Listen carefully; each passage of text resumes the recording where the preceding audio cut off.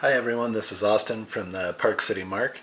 With all of us being stuck at home lately and not as much chance to get out on the courts and practice, I put this together. I hope it'll be a little bit helpful in terms of helping with serve and giving you some things that we can learn and things that we can do at home that will maybe help to improve our serve so we're not losing that in the meantime. I want to start out with the two different types of footwork to start with the serve. And we start with either a foot back or a foot up position. Foot back, among a lot of coaches, is commonly referred to as a platform stance, and foot up is commonly referred to as a pinpoint stance. I want to go through some of the differences and the benefits and the drawbacks of each, where they may be useful and what to consider when choosing one or the other. With a foot up or a pinpoint stance, the start is the same as a foot back stance. The arrow indicates that there's movement forward of the back foot, and then the serve motion occurs from that point. Let's start with the foot back position. With foot back, the power generated is generated mostly in a horizontal forward motion. Because the feet are set a little bit wider, one of the biggest benefits of a foot back start is balance. And also because of that, it can be a way of starting your serve that's a little bit easier for a beginner or even sometimes for somebody who's just working on a new aspect of their serve and wants to have a really solid, stable base to work with. Along with that balance, timing is something that a lot of people find easier because the balance is shifted on the foot up position. A lot of times there's a feeling that there's almost a fall that's occurring and we've got to make our timing match that. With a foot back position, we can hold that static position and we can do that indefinitely. So that can aid in helping us establish timing just a little bit better as well.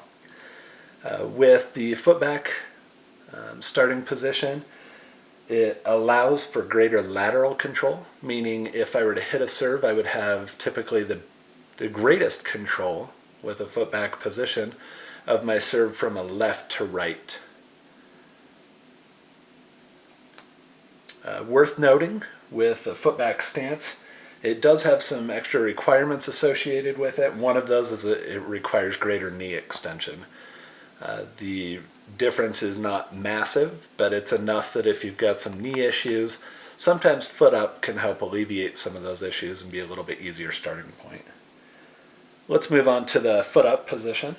Starting with foot up, more of the force is generally going to be oriented in a vertical axis. Because of that, it's common for players with a foot up position to experience greater contact height. And that's something where a lot of you who have heard hit the ball a little bit higher, reach up for it, keep your head up, get up to that ball, kind of the common coach type things. Foot up position sometimes can help to aid in making that feel a little bit more possible. So contact height will be a benefit of foot up, and one of the areas where that's going to help is a higher contact point means you've got a greater angle of attack and a bigger window to hit through to bring the ball down into the opposite service box. Along with that, they kind of go hand in hand. Because our force is oriented in a vertical axis, that's going to allow most players to create a little bit more spin as well, and particularly for a kick serve that can be helpful. So spin would be one of the other main benefits on that. Between the two, a foot up or a pinpoint stance does generate slightly greater force, but because that force is generated more upward, the two different types of starts both yield about the same speed on a serve towards the end. All right, so let's move on to why that's important. So, moving on, we want to talk about the biomechanics of the serve just a little bit more, and something that is referred to as ground reaction force. Ground reaction force is a fairly simple concept. If a 150-pound person is standing on the ground, ground reaction force states that the ground is exerting 150 pounds of pressure upward just to hold that person up. So if we take what we know about ground reaction force, or GRF, the greater the force that we exert into the ground, the greater the forces that's returned up through the ground.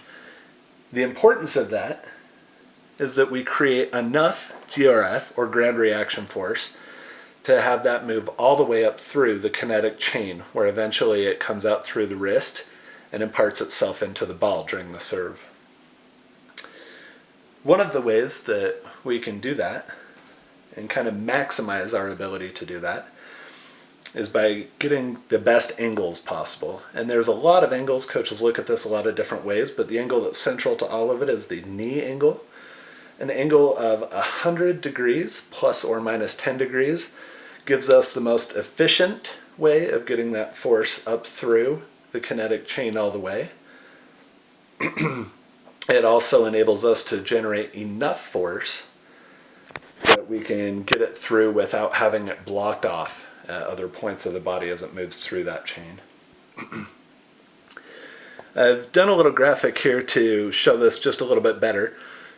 With a serve, we're always going to start from the ground up. So our force moves from the ground up through the knees, hips, trunk, shoulder, elbow, and eventually up through the wrist. On the left side of this, I've put down a listing of the power generation that typically is associated with a serve. And there's a lot of different players who have been studied for this, a lot of different information out there. This is just a very, very general kind of middle ground for some of the research that's available. And these numbers do differ for every separate player. Every person's a little bit different. The key here is that 54% of our power is generated through the lower half of the body, which centers around that 100 degree angle, If we can get that right, it's easier to get the rest of this to fall in line. As a matter of fact, a lot of the motions with the serve are built just to allow that power to continue up through the chain and not hinder it and stop that movement. So this is the key. It's going to have the greatest magnitude of any force in generating power for a serve. So let's talk now about a couple of ways that we can implement that at home. Everybody is stuck right now at home and not able to get out on the courts and play.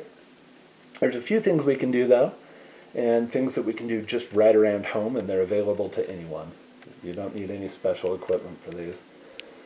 Strengthening exercises will help give us the ability to increase our GRF, or our ground reaction force, without risking potential injury. So exercises like squats or even calf raises will help build stability and shore up some of our joints through the legs. As we get more into the implementation of that, plyometric exercises will be the most beneficial and will cross directly over into our ability to create that ground reaction force. Some of the best for this are going to be lateral barrier hops, jump squats, or lunge jumps. And those are all pretty readily available online, along with a lot of the other plyometric exercises that can help. So here's a quick run through of just the beginning footwork for the serve. Hopefully that provides some food for thought and a reason for why we do the things we do, and some things you can do at home to help with the serve.